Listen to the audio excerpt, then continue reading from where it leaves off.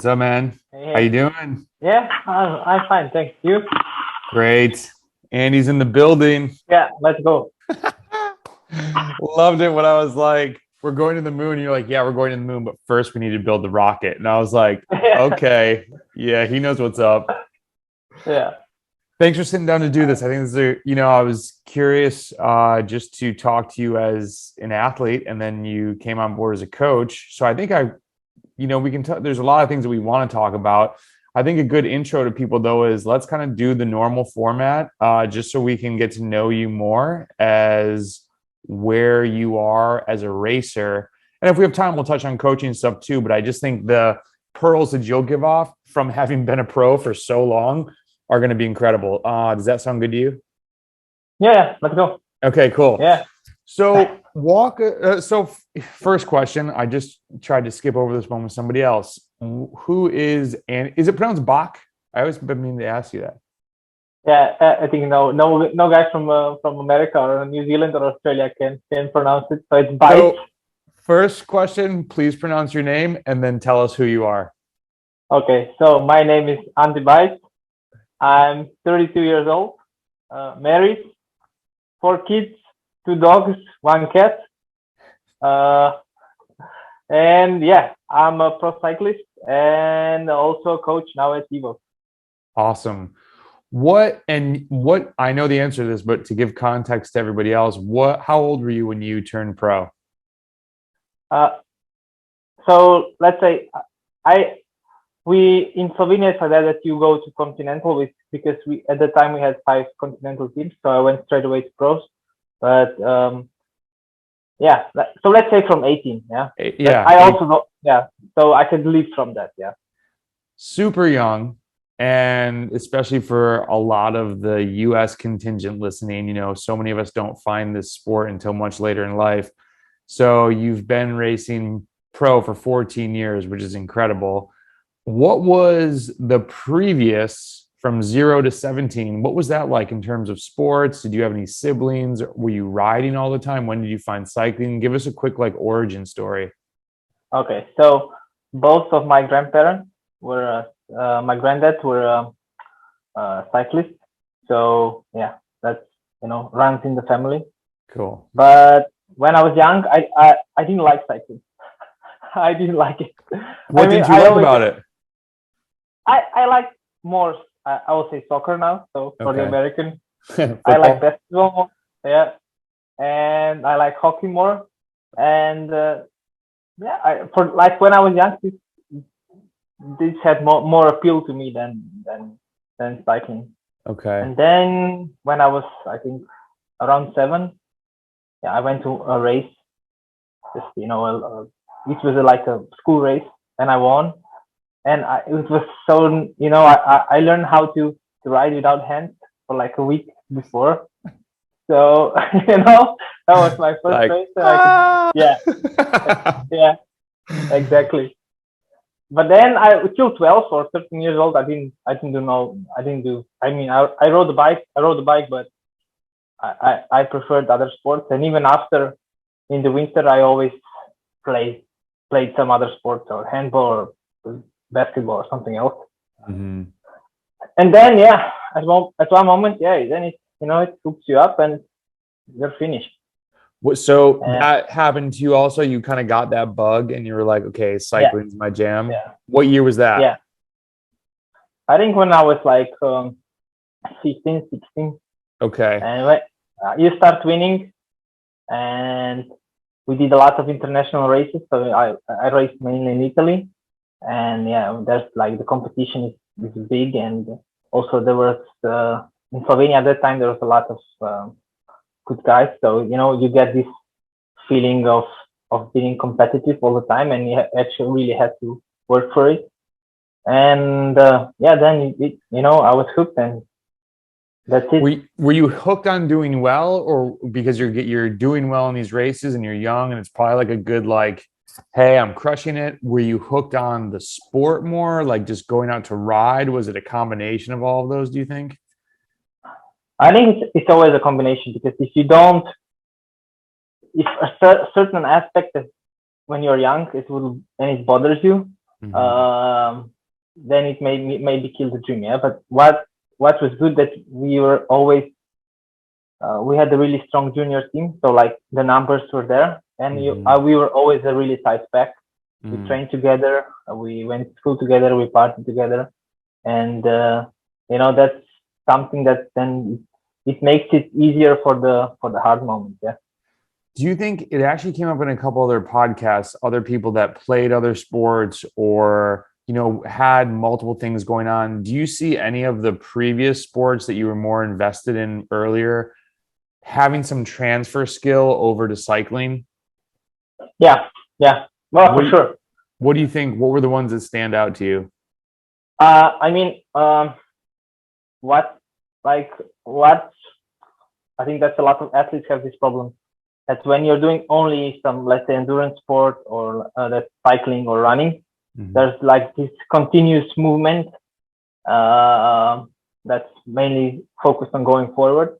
Where in other sports like hockey or handball or soccer, there's a lot of more of lateral movement, and you also have to like think what is happening behind you. Yes, and you get the feeling of your body in a space, and also your hand to eye coordination gets much better than just doing cycling.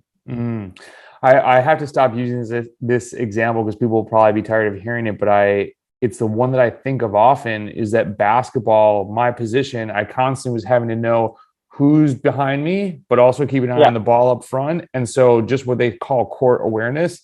And I really feel like when there's times in a race, when you're trying to see who's about to counter, who's launching, it's almost second nature of being able to take inventory of what 20 other dudes are thinking without thinking about it almost. It's a weird transference. I'm always curious what people draw from other sports. And when you said handball, I'm like, that's got to be a similar thing. Like there's just so much going on at once.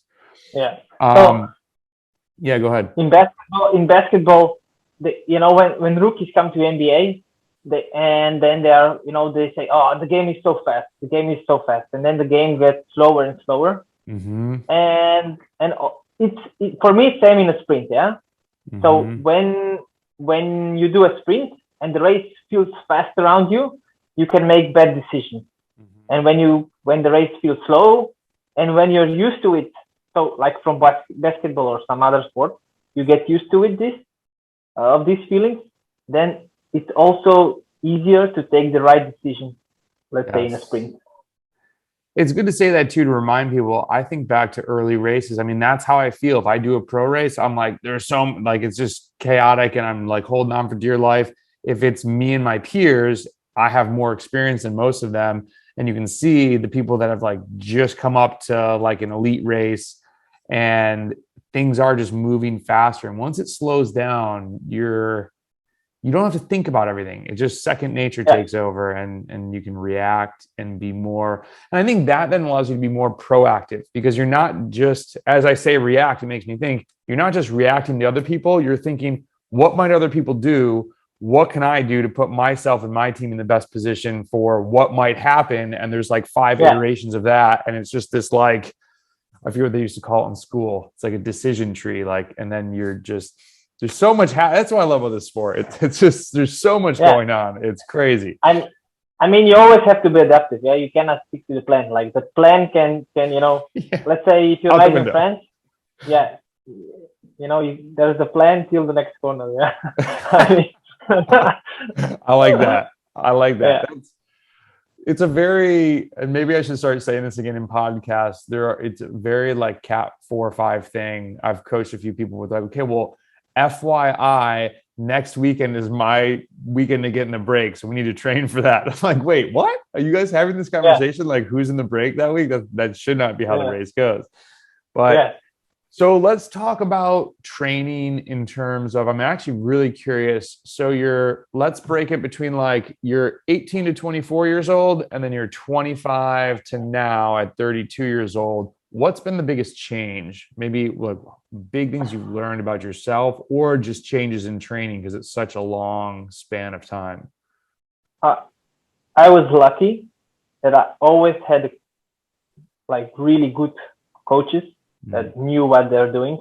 So they never burned me. Like I was never, I mean, I had 1 year when I was third year U23, I had 97 starts in 1 year. Wow. So yeah, and That's I was crazy. never burned. Yeah. What do you think? Let me jump in there. What do you think were some of the things that they did that helped you stay? So you must have been racing February to October. Like it's so many races. Yeah. What do you think were some of the things that they did or made you not do to be able to handle that type of load, especially at that age? A lot of recovery. Mm. Working also on like just mental stuff. So a lot of times your body will be okay in a week, but your head will be damaged for 3 months. And yeah, you also, when you're also, people think that that the head doesn't, like when you will do everything, if you train do all the intervals, it will be okay, but it actually won't be if your head is not okay. And what we did was we trained with the head. Yeah, we trained slower. I had a lot of recovery in between, and we also what we did was so let's say if I did 4 hours, I did slow, and then we did a lot of motor tracing, which covered a lot of intervals. I know it's not like it should be like motor pacing should be for the pros because it's dangerous. But yeah, that was. But it's good to be just going that fast through space. I think. Yeah, I mean, it's like Metro Van der Poel does for 5 hours in the winter. Yeah. When you say head stuff, are you talking like confidence, how to bring about internal motivation? What do you think is the most important head stuff that an athlete needs to bring to the table or work on? For me, it's consistency. So sometimes my head just goes like from high to low to high to low, and then that these low parts are more shallow. That's the thing that you need to be careful. Yeah. I think it's more common than people want to put out there. And I actually just posted, I haven't posted it yet. In our next episode of Bike Radio, Josh kind of talked about some motivation coming and going. And he's had a tough season, stepping up to the next level. And while he's learning so much, when you go from winning and then you're not winning because you're racing faster people, he's like, we talked about it. And then afterwards he was honest, like, man, do I sound really lame saying that? And I'm like, no, so many of us go through that. It's when you're getting your, when you're earning your stripes, cutting your teeth, however you want to say it, like it can be a tough time mentally. It's, hey, I'm going to take up this sport and go lose for a year to hopefully then win the next year. A lot of people don't do well with that. And I think it's totally normal. So to hear you say that is really good for people to hear. I mean, mentally is really hard. Yeah, cycling, also stage races, it's really hard. You don't see your family. Even now, it's with the family, it's even harder when you see that.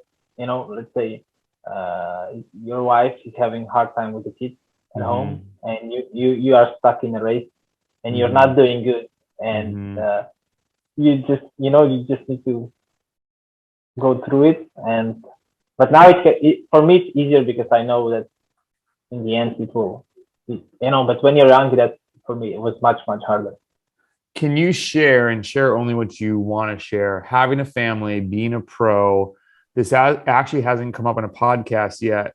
A lot of people have a tough time with this, whether it's them getting their spouse on board with kind of like this life with an athlete. How did you guys figure out a way to make it work when you're traveling, you're at a race, you come home, you might be tired?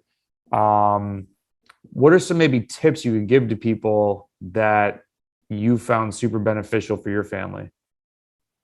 I mean, it's hard. You cannot go through that. It's hard. And also when I come home, I know that maybe Monday, Tuesday, I'm like a zombie walking around, and I need to switch on already, which is hard. But what is funny now that is sometimes I also spoke with other pros, and it's actually this is really funny that you actually recover more in a stage race than when you're and let's say I came fresher from like training camp than training at home, but otherwise it's harder for the spouse for sure than for me. And sorry, keep going. I know I have to give her all the credit. Even now she's with 4 kids, putting them to bed so I can be here. So I have to be really grateful that she supports me in that. That's awesome. I think that's been the number. The people that I talk with are more like myself. We found it later in life. So some people were with their spouse and then found cycling. And so it's like, hey, I'm going to reintroduce this thing that's going to take over my life. And that's obviously a much more challenging thing than like when I met Chris, I was just like, hey, I ride a bike a lot. And he's like, okay, cool. I'm like, okay, whatever you think is a lot, multiply it by like 4. And then you'll probably still be lower than, it's going to be a ton. So it's a lot of conversations though with amateurs of how you find the balance, and it has to be this has to work with their life. So it's another good thing to hear from you, who's at the highest level, like, hey, it's tough. Like there's just a lot going on. And I laughed when you said, I'll probably have more time when I'm racing, because when I'm at home, there's just 4 kids running around and I'm a husband and all these other things. So what's over the years, maybe what are some obviously things that are beneficial to being a bike racer? Are training and sleep, or maybe what are some small things that maybe had a big impact in your training that you've picked up, like, man, I'm really glad I do this little thing? Is there anything that sort of has a little thing that makes a big difference? Well, I don't have that at the moment, but I think we need to start with sleep. Sleep is really, really important. It's important for keeping the weight down. It's important for the hormones. It's important for doing big blocks. It's also important just to be happy, because when you wake up tired, you're getting grumpy. Your cortisol is higher. You're in stress, and I think sleeping is for me number one. I appreciate it now more than I didn't. And then it's all the little things. It's food, it's training, it's staying happy, which is also really important. And also not being too obsessed with everything. Like finding the balance. That you're happy with. Also have the balance if you are working. Like it will be always juggling stuff around, and this balance that you're comfortable with, that's really important. And from training, I think first you need to be confident that your coach knows what he's doing and that you trust him. I think this trust part is really important. Like you can second guess the coach or say, okay, I would rather do that, which is good also for our side. So we get the feedback, and feedback shouldn't be always positive, because from positivity, you can learn something, but not every time. Like normally, you learn from when it goes wrong. Okay, now we need to adapt. And, but the trust part is really important. If you have a family, then also you need support from the family, which is also really important. And then this is little things. It's food. But for me, sleep and just being happy is something that, and you need to love this, otherwise it doesn't make it. You bring up a good point though about the feedback, and I was talking to somebody about how when you first start coaching somebody, if they've been training for a while, they have their way of doing things, and sometimes you almost need to let them do their thing to a little bit of failure rather than just butting in and being like, you need to do it my way. Because if you're so imposing on it, then they go out, like you say, and they're thinking in the back of their head, why am I doing this? I should be doing what I'm used to doing. So sometimes I'm a little bit more hands off on certain people who are really experienced, let them go down. I'm like, hey, would you consider trying X, Y, and Z instead? This is why, this is the result that we saw from the initial way. Let's try something different. And it's just that communication and learning, like you said, like we both grow through that process is really good.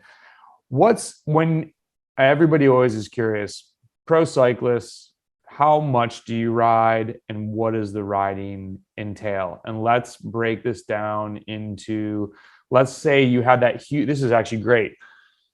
You had that huge year, 97 races or however many you said, February through like October. What is November, December, January look like? And then what are you doing throughout the season when you have all these races? Okay. So I think the best is that we start in the off season. Mm-hmm. So it depends. Now in COVID times, it's actually funny because you're not so tired because we had less races. But let's pretend that we are doing a normal season. Yeah. So normally, let's say I finish in October and start to middle of October. Then I do like a week to 10 days of winding down.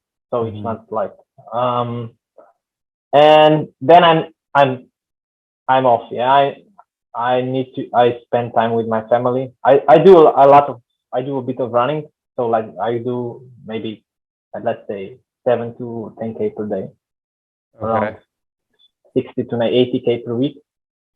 For how long? Because I will say till now.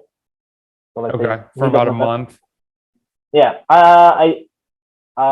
This year we are just renovating apartment, but normally I will be also doing some core stuff in between. Mm-hmm. Because I think it's important to do this. And also, your body needs to be ready to hit the load. You cannot just let it go. But it's also, I think, for us, it's important to rest. So we also get the hormones back to normality, which is really important. That your body is really fully recovered. And also for the head, so you do something else. Because some guys like you only do bike, some guys like me we do something else, and everything is okay. And then let's say with December, we start to rack up hours. So let's say we go from 12 to then maybe 20ish, 22, depends on the weather. But it's not main. Okay, let's say it's mainly based on bike if it's possible. Otherwise, you do something else like cross country skiing. Maybe you go already to training camp. And then we also put more strength exercises inside and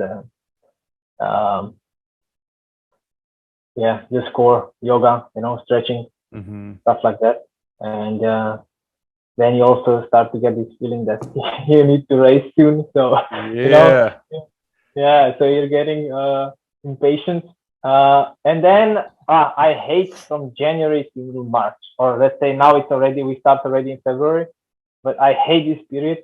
You're just waiting for the race, training like an idiot, and nothing is coming. Days are dragging. I don't like to train. I train. I do everything what I need to do, but I like to race. Okay. And I this period is hard for me. Like inside I feel this urgency, to put on the number. Have you ever gotten on Zwift and raced there to like scratch that itch a little bit? No. And that's because now Zwift is like, let's say 3 years. And in the last 3 years, I think like I changed in this perspective that I really appreciate riding in the nature. And I always try to find some new roads. Like in the last 2-3 years, I discovered like maybe, 50, 60 roads that I never rode before. Wow. Which is crazy. Yeah.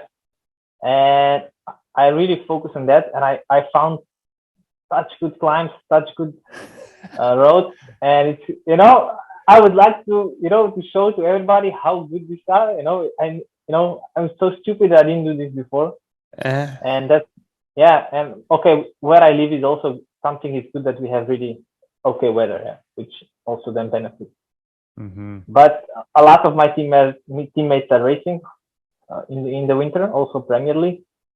And yeah, I mean, it's crazy. Yeah. So wait, where are they racing right now? I think last year they were racing the Premier League. Yeah. Where's that? I don't know. I think they raced. Oh, Premier League on Zwift. Yeah. Okay. Yeah. I gotcha. Yeah. Well, it's interesting because there's definitely people like Inigo San Milan talks about not having the downtime and how because of COVID, when the whole race schedule got squished towards October and November, and people then turned around and started racing again in late January, February without hitting that reset button, it was really tough for people to bounce back and come back as strong as they were before. And I don't know, I don't have a problem with people racing every once in a while and doing some efforts here and there, but I just think the Zwift culture makes and promotes racing all year so that they can race all year. Yeah. I don't think it's going to make you a better cyclist though in the long run.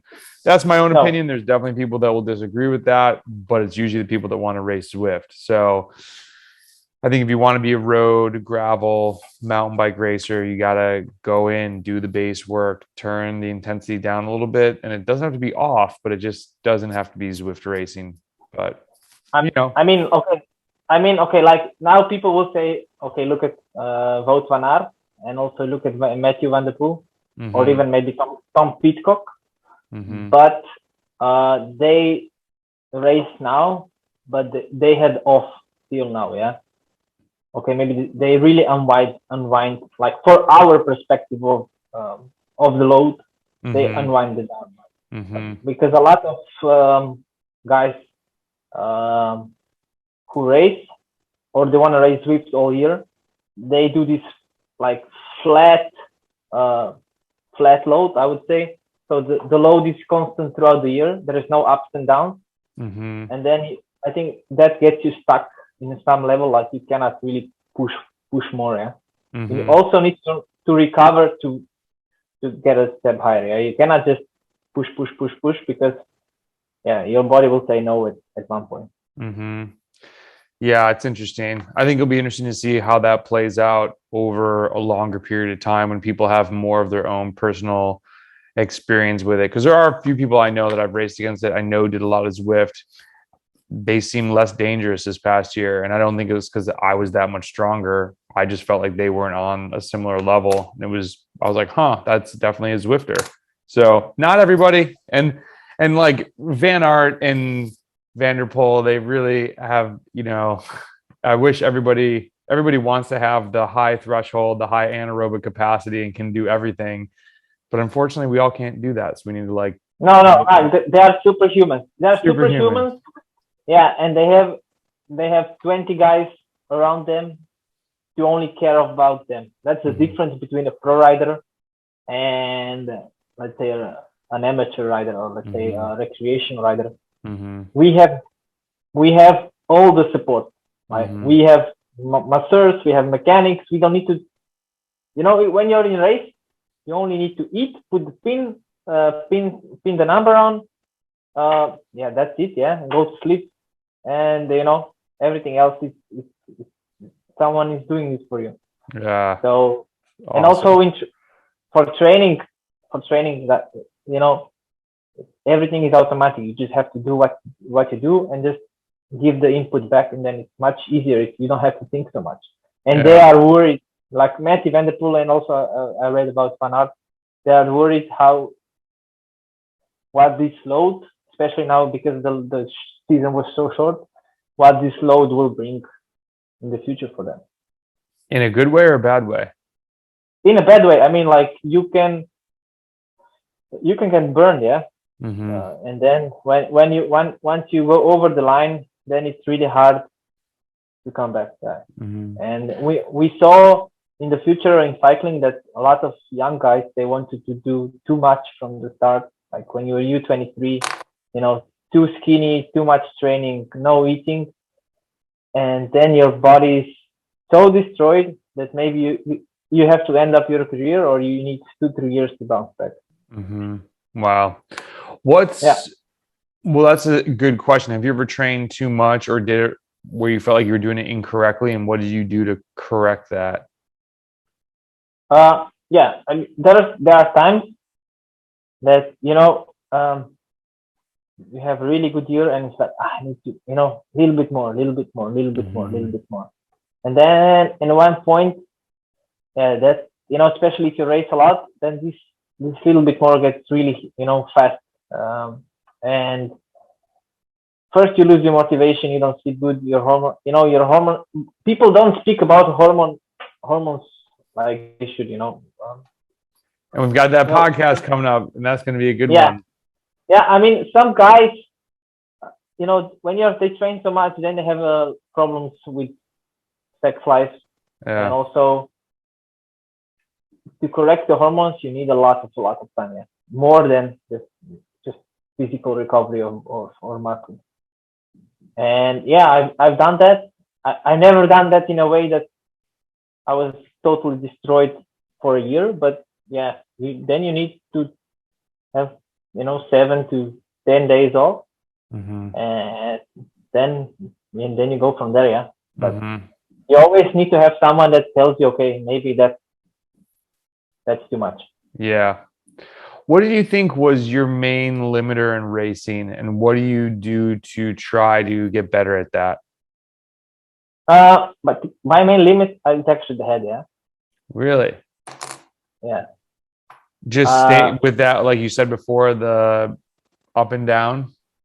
Yeah. The motivation. Okay. Yeah, I mean, sometimes, let's say you're going on a 20 minutes, 15 minutes climb, and it's the last climb of the day. You're going, you're on the limit. Everybody's on the limit, and then like 1K to go, you said, it's too hard. It's too hard. Like your legs normally could do it, but your head is like, I cannot suffer anymore. I cannot suffer. And that's really hard for me. Wait, 1 second. You see, this is the kid. Okay, today. You see this? The future cyclist. I hope not. But yeah, that's my oldest one. What's his name? Oscar. Oscar? Yeah. I like that. Yeah. What do you think if we shift to racing, what do you think then is what makes you feel ready for the race? So you're getting super antsy right now. Season is on the brink. What do you do before those first few races, if anything, to be like, okay, I'm ready to go? Okay. For me, first is that I did all the training. Like there's no skipping. Yeah. Like that, you feel that you've done everything like you should, and then if you're in the start of the season, I really care about the weight, so the weight is good, and then I also try to focus on seeing what not what others did in training, but like I really take care of, let's say if somebody raced before, so you check the results, check who is good, who is not, who is already there, and so you have some perspective who you need not follow, but so you have a race plan. For me, race plan is really important. But let me ask you this: what are you planning? Are you planning just based on the terrain? Are you planning based on who you're racing? What your team goal is? What's the plan going to be like? Yeah. So first you plan on the terrain. Yeah. Like the race determines what will be. Then what second is you what can determine the race is, let's say, start of the season, races are different than let's say from July on, as in the second part things get more easier in terms of like people are not so nervous, but from the start you need to also take this in consideration that people are really nervous. You need to pay attention. You need to be always more maybe closer to the front, all the team together. So you pick your position in the bunch. There's more crashes from the start of the season because people are, everyone thinks, okay, now I went to training camp, I did everything right, and this will be my best season of my career. So everyone's really nervous, and you need to adapt to that. Yeah, you need to also, as a team, you need to adapt, and as a team goes, yeah, I think you do a lot of trainings before together, so then you already know who is good, who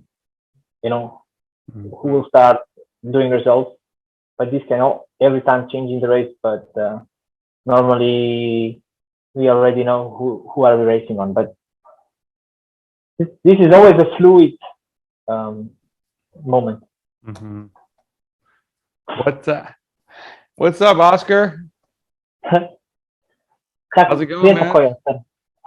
Prijem takoj, reči malo, da prijem takoj. Lahko? Lahko reči ven, prosim. Give me 1 second. Yeah, I don't know. Yeah, the second one is coming. Oi! Hey! How's it going? That's my third one. What's up, number 3? Number 3. Yeah. Okay. Love it. Yeah, I mean, that's also part of life. Exactly. Yeah. And now the second one came. Number 2. Yeah. Number 2. Hey! How's it going? Hi. Where's number 4? Number 4 is it's for 3 months old. It won't come now. I love it. We're keeping that in the podcast. Yeah, you should. What's the sorry, I lost my train of thought there for a second. Oh yeah. So the train, nerves, early season crashes, what else? What shifts when it's like July, August? You've been racing a few months. What are you guys talking about going into the race? First, already who is good, who is bad. Mm-hmm. And also from the, you get a picture who is also the teams which you have to focus on. Mm-hmm. And that makes it much easier to be there. Also, people are not so nervous. People get tired. Someone lost motivation a little bit, and also for me, that's the best part of the year. I don't know why, but I was always doing good around our nationals or this time, and also in the summer.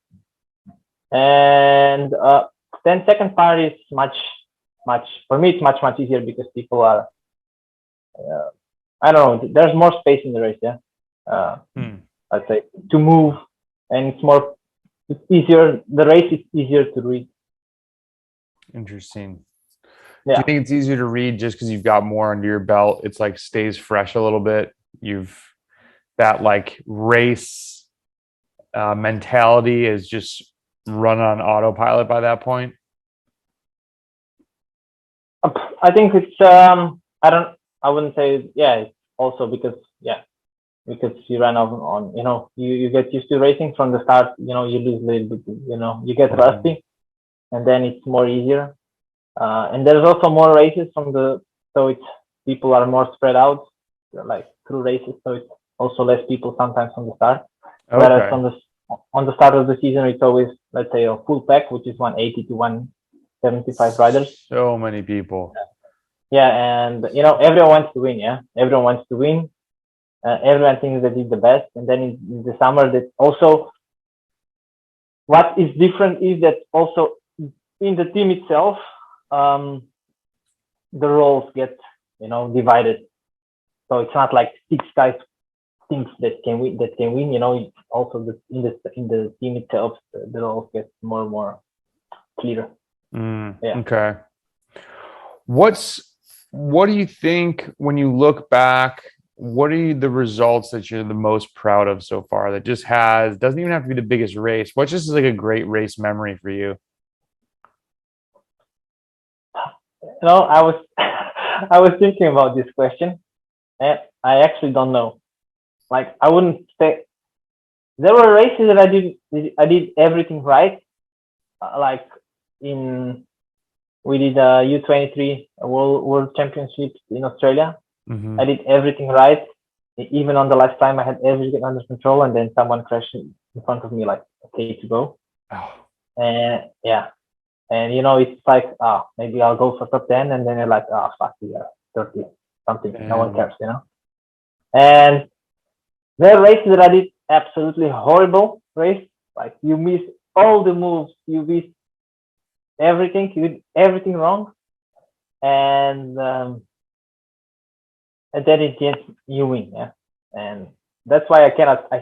It's hard for me to pick something. Yeah, that's, oh man, I can only, those races where it's not your, like nothing that you did, it just the race happened to you. It's hard to swallow. I look back on some of those and it's not even that I'm disappointed in what happened. I'm disappointed that I didn't get a chance to see what could have happened. And racing, it's a bummer, but I mean, like what happened to me is like I raced now for so long, and what happened to me on now the first time. So we did I think stage 4 or 3 or 4. I think stage 3 in Coro race, which is a 2.1 race. Mm-hmm. And there was a 15-minute 430 average climb towards the end. And though I remember the course from 2 years ago, and I said, okay, I know what I have to do. And then in the last corner, I was running so behind in position 3, and normally it's like Formula 1. You have to always be careful what's coming from let's say from the inner side of the corner. So if someone tries to chop you on the inner side, chop you. And with that, I forgot on my outer side, and and then because of that, 2 guys chopped me, and I was in the inner side, so I lose all the speed. And from fighting for the win to fighting for position 6, it's hard. So sometimes you do everything right, and then last corner, and in the race fight, which is why cycling is so interesting. Interesting is a good word for it. Yes. Yeah. What do you think? You'd mentioned nutrition before. What are some big topics or things when you think about nutrition, whether it's during, before, or after? How do you think about nutrition in order to optimize your performance? Eat. Yeah. Eat. Eat. I'm good at that. Don't eat too much though. Yeah. But eat. Yeah. My biggest thing is people don't eat enough carbs in my mind, but I think some people are scared of food.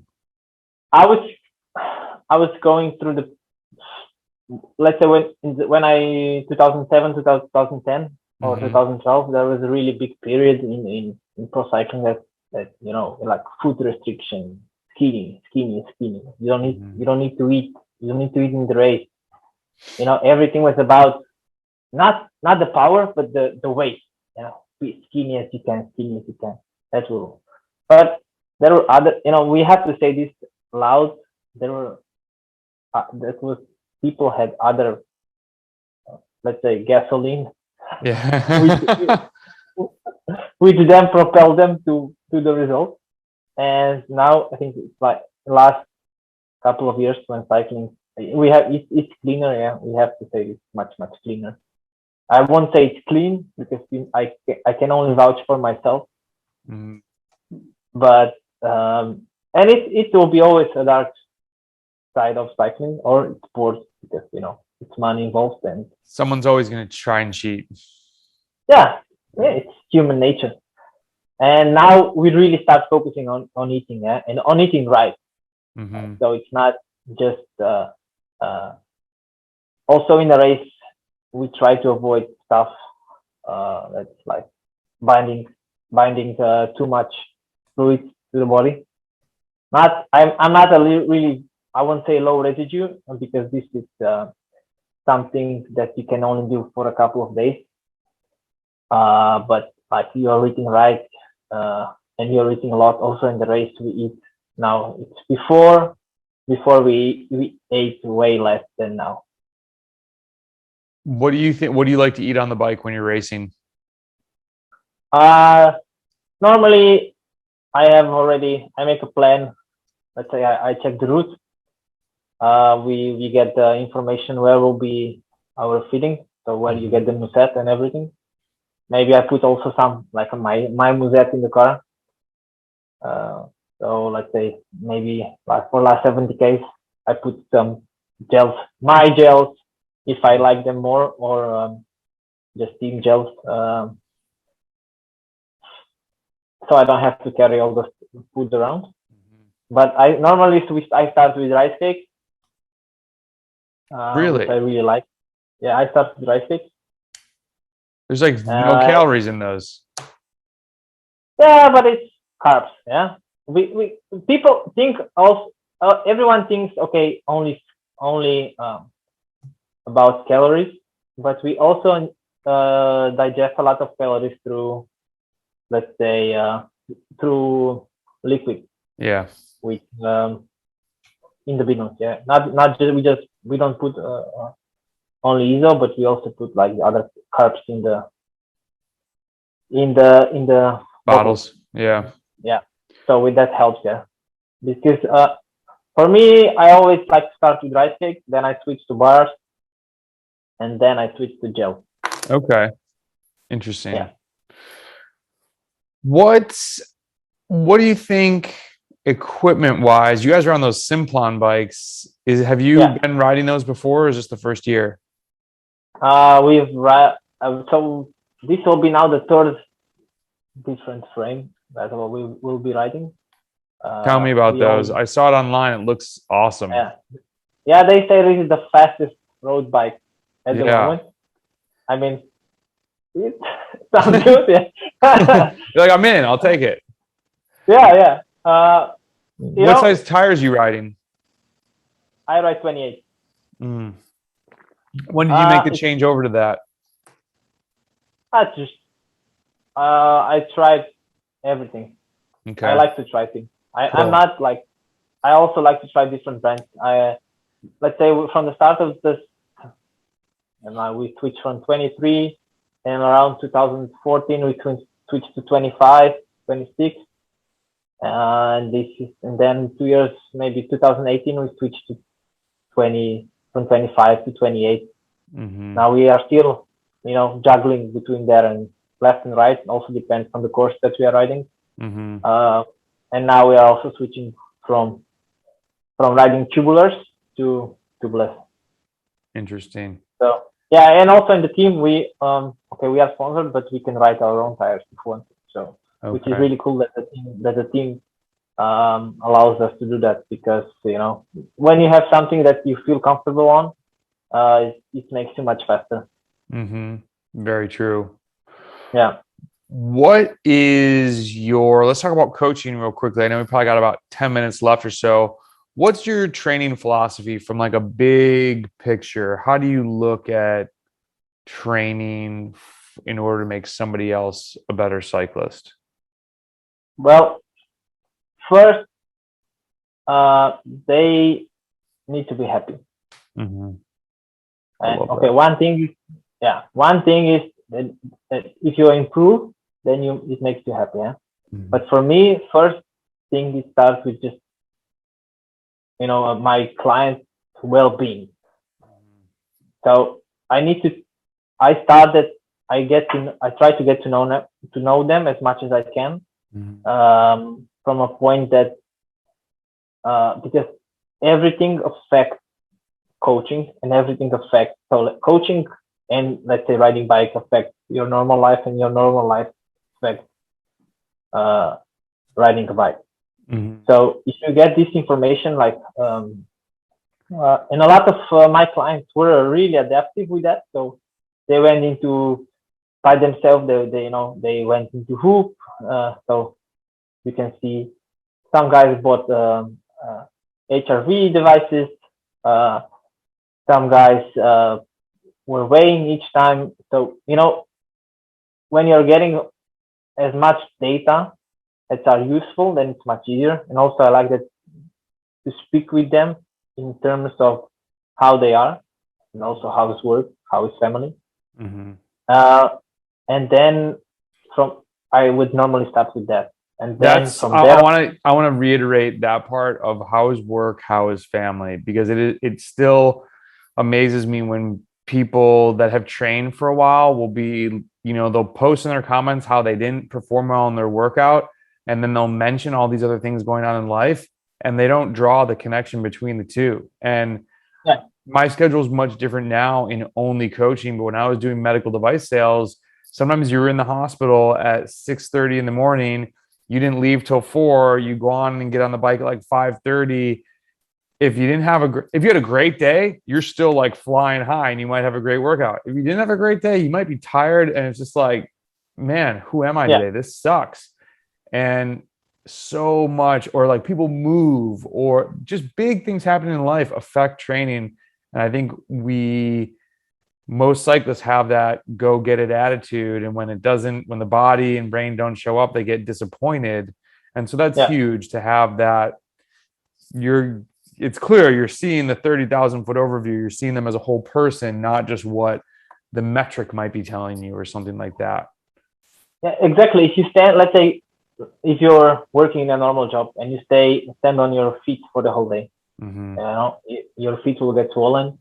And it's no way that you can do your maximum at 5 when you finish working. And also, if you had to wake up early, then you came back from bike from let's say 7. Then before your body unwinds, and it's already 11, 12, and then you sleep only 6 hours, and that pattern continues. And this, as a coach, I think this is really important, that you need to take this into perspective. It's not like when you're coaching a pro rider, it's much different than coaching a normal guy who works, or a girl, I have to say also that. And that is the tricky part when someone's trying to just totally burn the candle at both ends. And I can think of a few people where I'm like, the biggest, I'll put on the training calendar, sleep. You might need to cut this 3-hour ride this weekend to 2 if you need to get some extra sleep. It is so important. Yeah, and also what is funny for me that sometimes like an amateur is way more motivated to train than a pro rider, and like this over motivation that actually kills them. When this motivation that you can use to gain results actually kills you because you want to do too much. That is so interesting. I've never really thought about it that way. And I have a client that he makes, he's a perfect client. He does everything, and I can do million things with him, but sometimes his motivation is it's so big that it actually is hurting him. Like I said, like you need to go slow, and he cannot, and then the whole structure of the training can get affected because you do not little, you do too much, and then this multiplies every time till you crack or not perform as good as you can. And that's the thing, it's hard to see by yourself. It's that long-term fatigue. It's that you're good, you can pull this off for 2 months, you can't pull it off for 4 or 5 months. And when people crack, then they're like, wait, I'm not fit, I need to do more. And it's this bad cycle that starts. It's so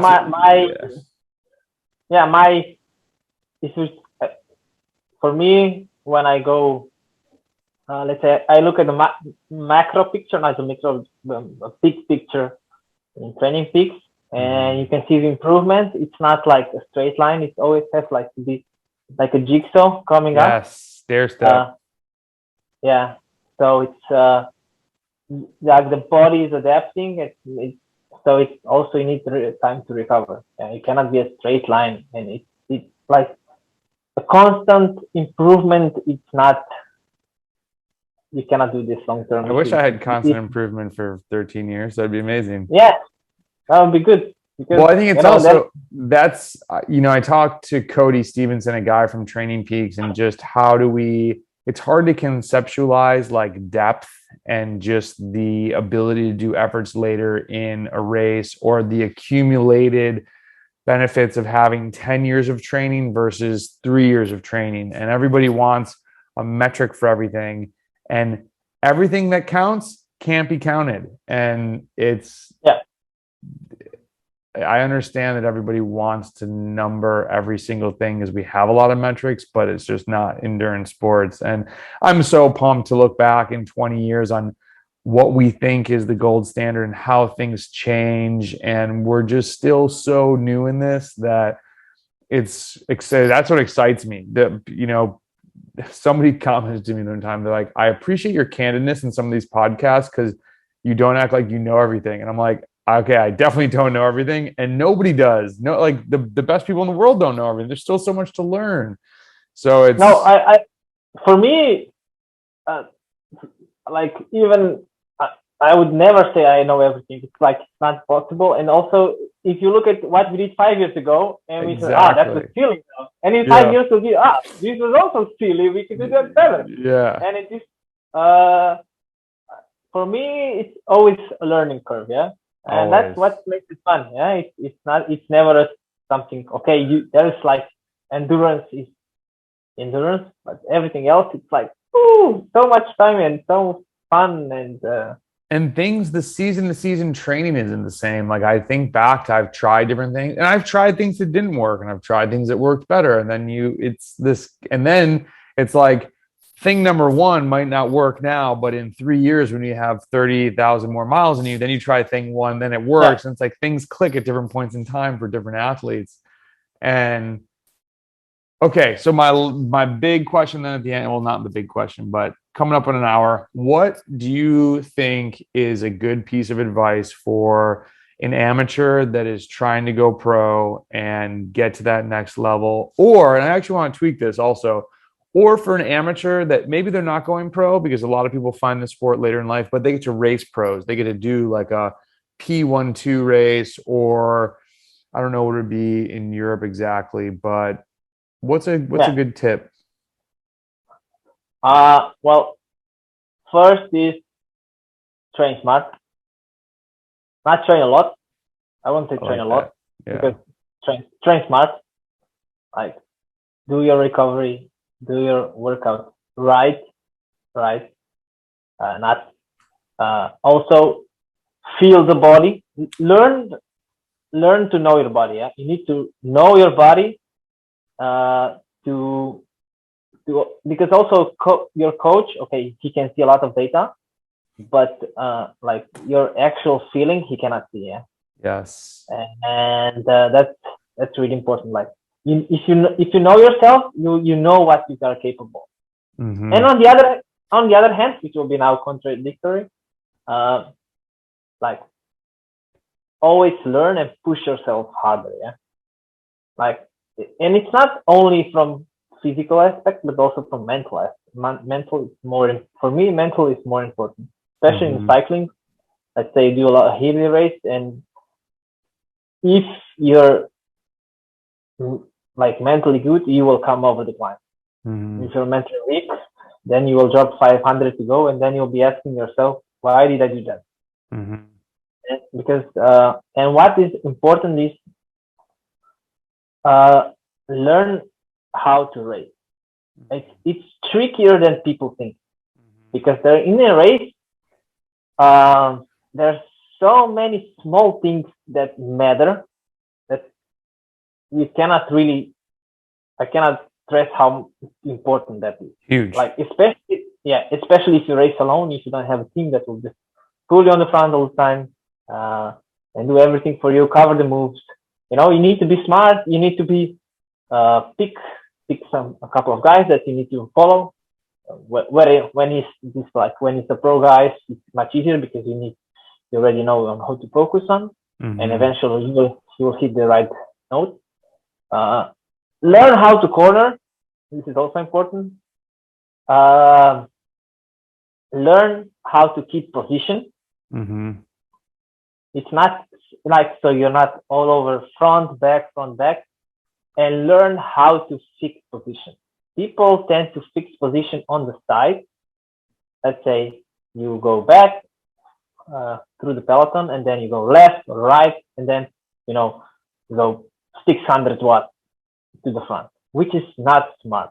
You burn a lot. If you do this for 20 times, there's a lot of, How do you do that? Where do you start to do that? So you're only getting this experience in races. How do you learn to get comfortable, and how do you move up if you're not moving up on the side? I always try to move up in the middle. Not everyone does it, but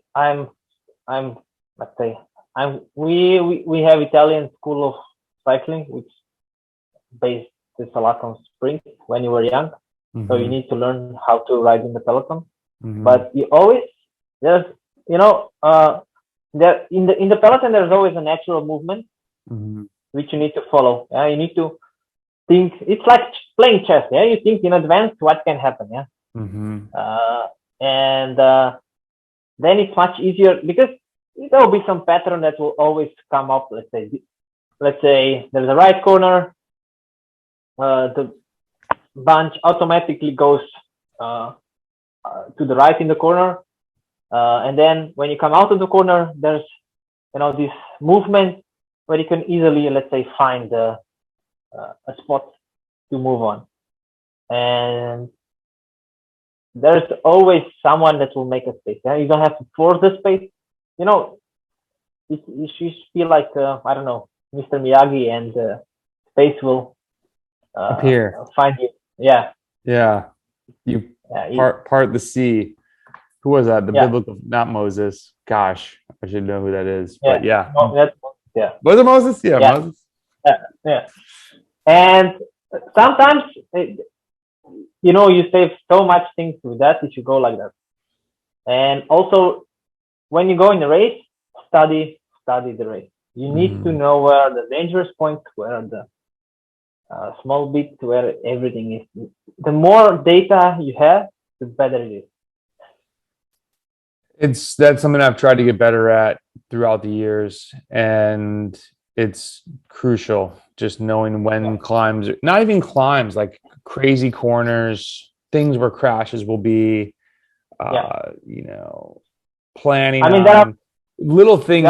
One thing that saved me this past year was a race where we looked at where the feed zone was, and I was like, we're going to be going 30 miles an hour through that feed zone. And someone's like, no way. I'm like, look, it's downhill. There's a tailwind at this time. I'm like, that feed zone is going to be carnage. And I actually used big bottles, brought a bottle. And I was like, if you miss a bottle, and the laps were really long, I'm like, if you miss a bottle, you're screwed.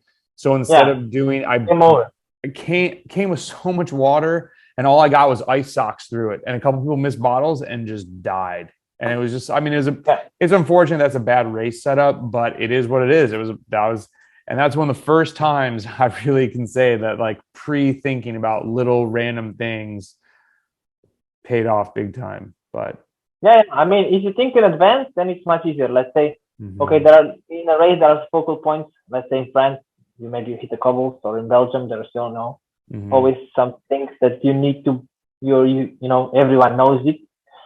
That is coming, and there is always stress about it.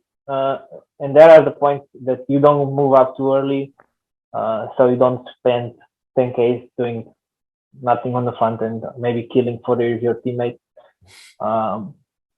It happens. And also, let's say when you say now to the feeding zone, sometimes teams bring bidons before and then push to the feeding zone, so no one can take the feeding back. Wow.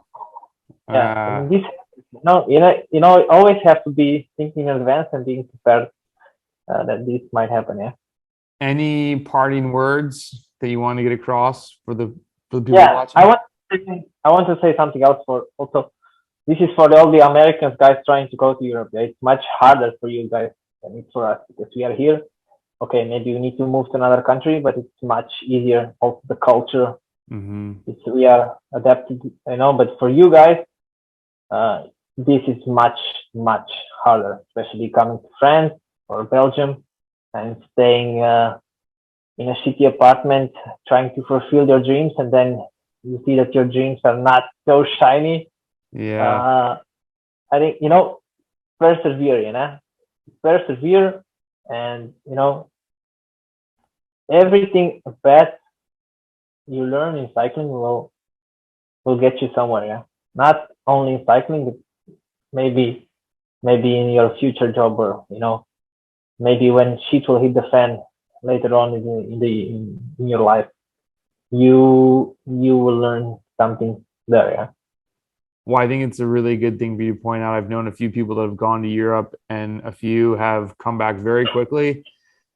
Others that have stayed there have talked about just, hey, I'm in this small town in France. It's pretty lonely. There's so much besides the racing. And then I think a lot of people forget that if you're a pro, that is now your job, and that changes some things about the race day.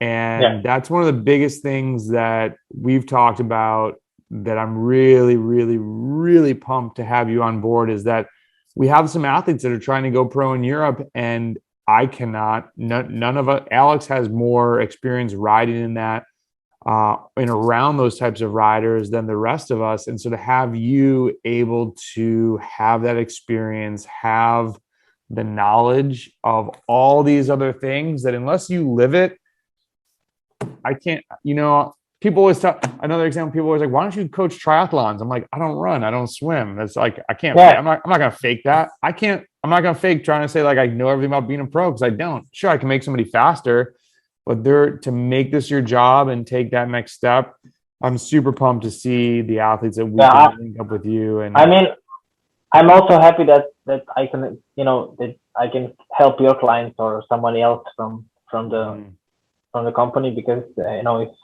maybe I'm not the best coach for him, which it can be you, but I can give you him an advice, or give you advice.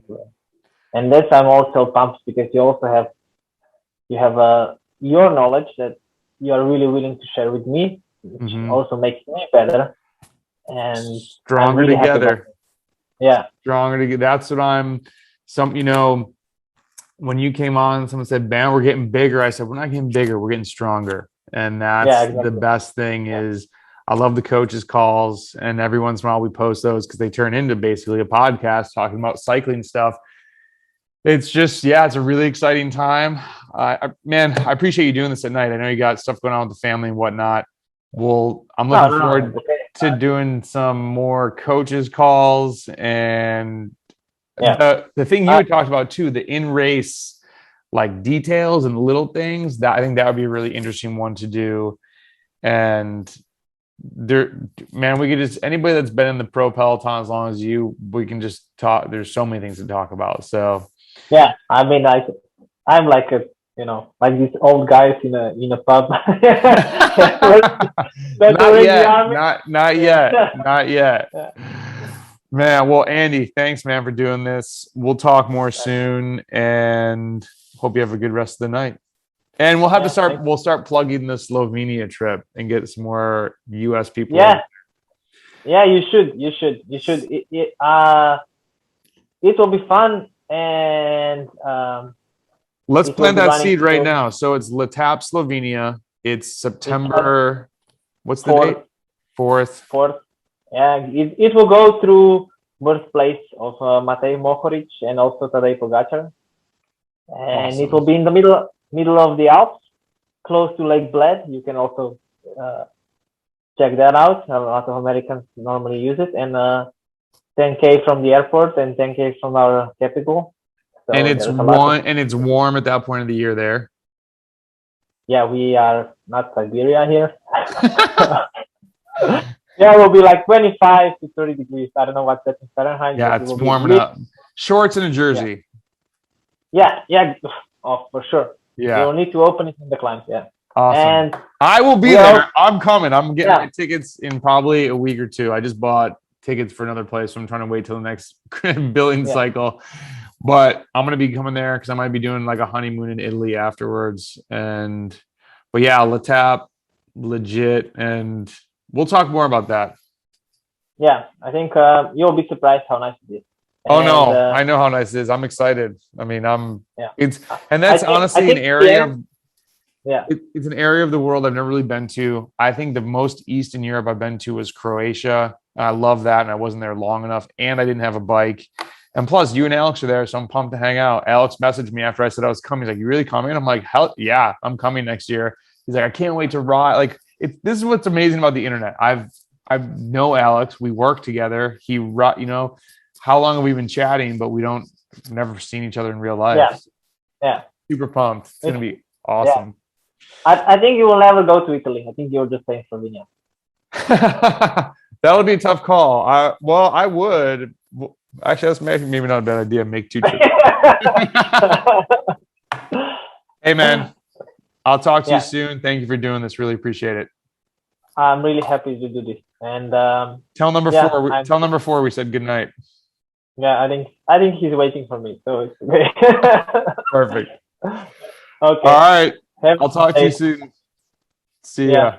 We see us on Monday, yeah? So. Yeah. Monday. Yes, Monday. We'll chat on Monday. Yeah. Okay. See you, Andy. Take care. See ya.